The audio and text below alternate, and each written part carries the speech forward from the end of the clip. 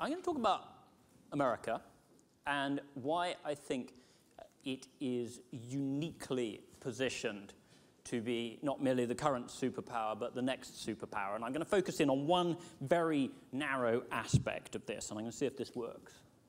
No, it doesn't. Okay, well, technology is obviously not... Oh, yeah, it does. Okay. America's greatest strength, in my view, is that people want to live here. And that's something that people who already do live here maybe take for granted. Maybe they haven't visited as many of the other parts of the world and seen the extent to which other parts of the world suck. But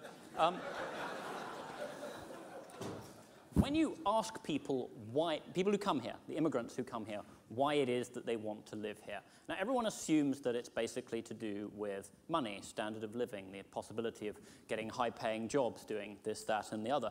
And that is, of course, a very important part of it. But it's only half of it.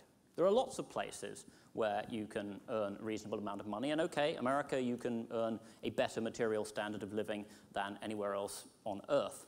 But that's only part of it. The other part of the equation is to do with freedom. And by freedom, I don't just mean the absence of coercion, which you also have in places like Scandinavia and Europe and Japan, but the availability of choices, the fantastic number of different lifestyles, of niches that you can find in America.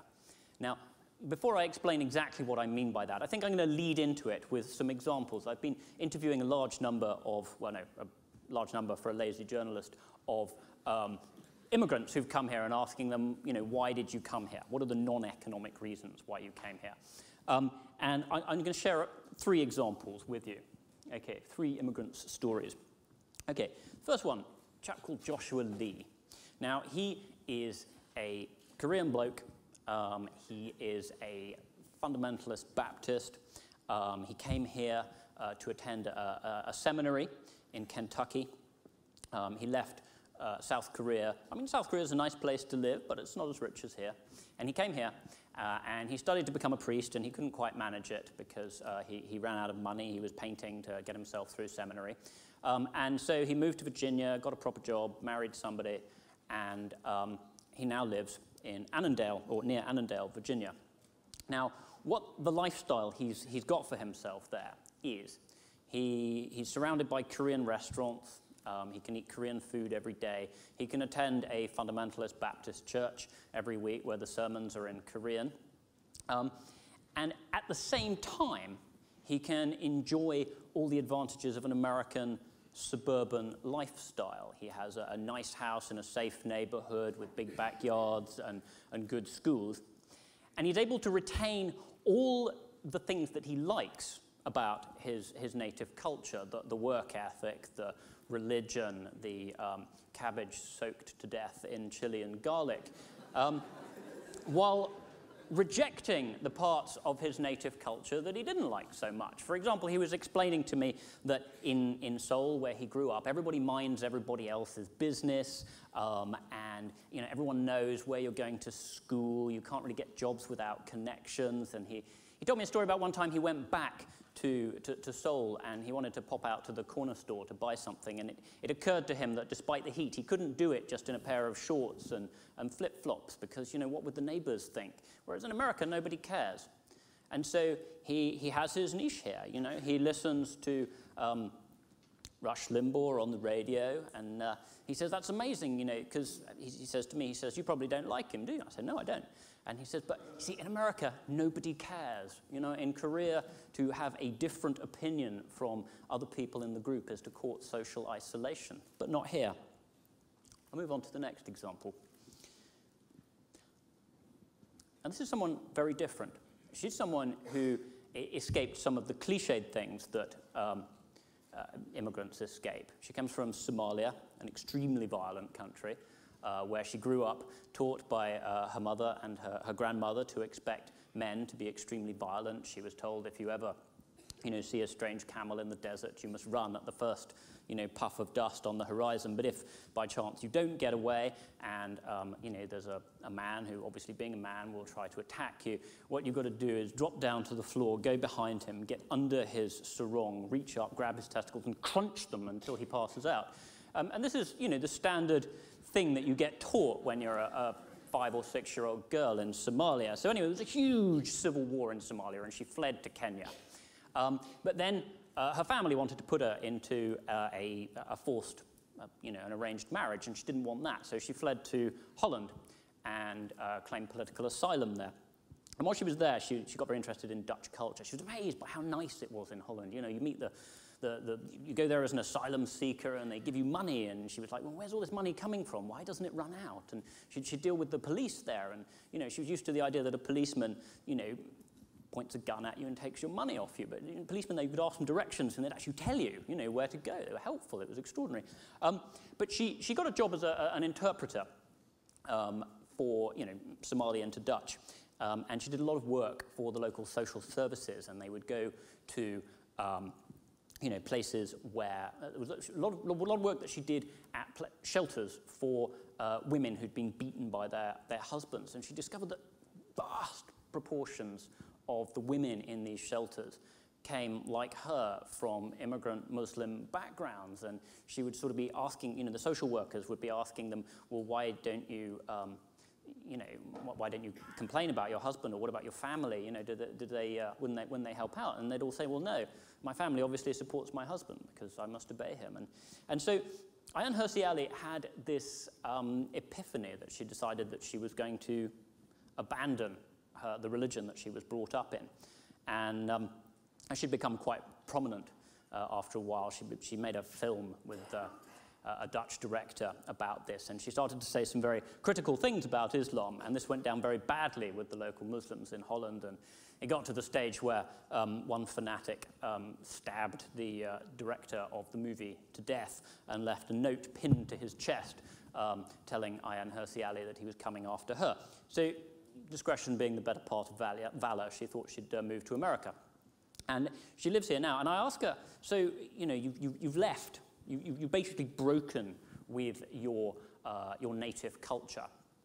How does that work in America? And she said it's actually really easy because, if you have a particular interest, and she's interested in studying the question of violence against women among immigrants in America. She doesn't know the extent to which this is happening. She wants to find out, and you talk to. She says if you were working in a think tank in Holland, where she'd been before. It was very difficult because the think tanks, there weren't very many of them. They were linked to political parties. If you posed a difficult question, people said, let's better not ask that question, it might cause trouble. Whereas in America, there's this multiplicity of think tanks which are privately funded, and if you ask an interesting question, there's always going to be someone who says, yeah, that's an interesting question, follow that. And she's amazed at the speed with which people will invite her into their homes and how easy it is to live this disconnected migrant life as an academic who likes studying difficult social questions, being overtly and proudly atheist. And I said, is that a problem? I mean, in a very religious country here. She said, no, not a problem at all. People, Christians, they ask me, do you believe? I say no, and they say they'll pray for me. They don't say they'll kill me. So I asked her, is there anything about this country you don't like? And she said, yeah, the air conditioning. It's turned on much too high. Moving on. Dennis Downing, not a very well-known man. He comes from England, where I'm from. And I don't know if you know, we had a little bit of a flap in England about a decade ago that the government, for reasons of its own, decided that the one thing it really had to do was ban fox hunting. They had this sort of 900-page report that someone drew up that concluded that being torn to pieces by dogs, quote, seriously compromises the welfare of the fox. And so they banned it. Anyway, now, Dennis Downing, his living was, he was a huntsman. He trains the dogs that hunt the foxes. And this obviously affected him very badly. So seeing the ban was coming, he got up, came to America, spent a bit of time with a hunt in Alabama, and he now works very happily with a hunt in Virginia. And the thing he loves about being in America is that basically you have an unusual hobby, people leave you alone. And what he didn't say, but what occurred to me, was that that freedom is incredibly, it's guaranteed in America. Because, firstly, Virginia is not going to ban fox hunting, but even if it did, there are 49 other states, and you can pretty much choose where you live. I mean, one of the advantages of the decentralized American system, I mean, certainly compare it with somewhere like France. If you ran America the way France is run, everything from the center, it would have fallen apart by now. But, you know, in America, there's this, you can practically choose which kind of legal system you want to live under. If you want to have, you know, the death penalty and low taxes, you go live in Texas. If you want to have, you know, subsidized bike paths, you go and live in Portland, Oregon. And there's this variation even in very small geographical areas. For example, Bath County, Kentucky is a dry state, terrible place. You can't get a drink there. And Bourbon County, Kentucky, next door to it, as the name suggests, is a place where you can very easily get a drink. And then between the two of them, okay, you've got a place called Montgomery County, Kentucky, which is a moist county, which means that you can get a drink in one of the towns there, but not in the sort of rural areas. No, it's a wonderful compromise. Anyway, let's move on. In America, okay, doesn't matter what lifestyle you want, you can get it here. If you want the fundamentalist Baptist Korean lifestyle, you know, Annandale, Virginia. If you want Ethiopian food with Amharic radio and lots of gay clubs, you know, DuPont Circle, DC is a fantastic place to do it. Whatever you want, you can get it. And that's largely a function of the enormous accumulated stock of immigrants here. Now, the chart in front of you shows, these are absolute numbers. You can see there are more foreign-born people in America than in any other country in the world, by a factor of 4. And that actually understates the difference, because basically everybody here is descended from people who came here from somewhere else in the last few hundred years. Very interesting, you look at the numbers for China at the bottom. Now, you know, the number of foreign-born people in China is actually smaller than the number of foreign-born people in Singapore, which is a tiny fly-speck city-state on the edge. I mean, there's just basically nobody. You know, everyone talks about the reverse brain drain, okay? And it does happen. Indian and Chinese people do go back to India and China, and the fact that these countries have, you know, relatively high economic growth rates does make them attractive places to go and work. But basically speaking, this is only for Indians and Chinese people. There's nowhere else like America where people come from just anywhere and can fit in. Robert Lucas, who is a Nobel economist, argued that one of the reasons why migration matters so much is because, in his view, the primary driver of growth, of innovation, was the clustering of talented people. Talented people really value being able to talk to other talented people. That's why rents are so high in Manhattan. That's why, you know, Silicon Valley is all in one place, except actually there are other places like it. And America has this unparalleled potential for attracting talented people to come and live here. Now, why does that really matter? Okay? There is an assumption, again, with India and China, that those places are just way more populous than America, okay? And that's always going to be true. But, you know, the Chinese population is much bigger, but it's flat now. And because of the one-child policy, China is going to get old before it gets rich. India, much more hopeful, will flatten off later.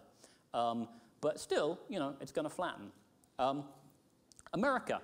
Now, the numbers we have here, this is the middle estimate for the American population. It's from the Census Bureau, okay? We're about 300 million now. It could be about 400 million by 2050, and nearly 600 million by 2100. Now, this is a function partly of the fact that Americans have higher birth rates than people in other rich countries. Americans, you know, more positive about the future, all that kind of thing. But it's also because of immigration. And let's look at the high estimate. Now, that's the census's high estimate. I don't know if that's going to happen. It depends on, you know, how wide we open the immigration tab. But there's a possibility that we could get to the year 2100 with 1.2 billion Americans. In other words, America would, in pure population terms, be the same size as India and China, give or take. And, of course, you know, America will probably be richer then, because although the Chinese and Indian growth rates are very high at the moment, that's catch-up growth, and it's much harder to sustain 9% growth rates if you actually overtake the people who are ahead. And what kind of a world will that be? environmentalists would find that a very alarming world. I think the extent to which that's a problematic world depends on the advance of technology. And if there's one thing that seems to me is likely to promote very rapid development of technology, it's having a lot of clever people clustering in America, where the funds and the social networks and the legal framework for pushing technology forward are all here. And I'll leave you with a question.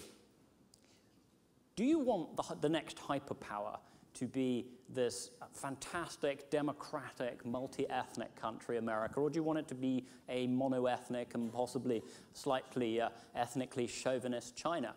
I don't have any doubt as to which I'd prefer. I'm not actually alarmed about the possibility of India being the next hyperpower. I think that would be fine. But I think, frankly, America would be the one that would suck the least. So I will leave you with this quote from Michael Lind, who's a scholar at the New America Foundation, who says that America, powered by the input of brains and bodies and energy of immigrants from abroad, is a Ponzi scheme that works. I leave you with that thought. Thank you.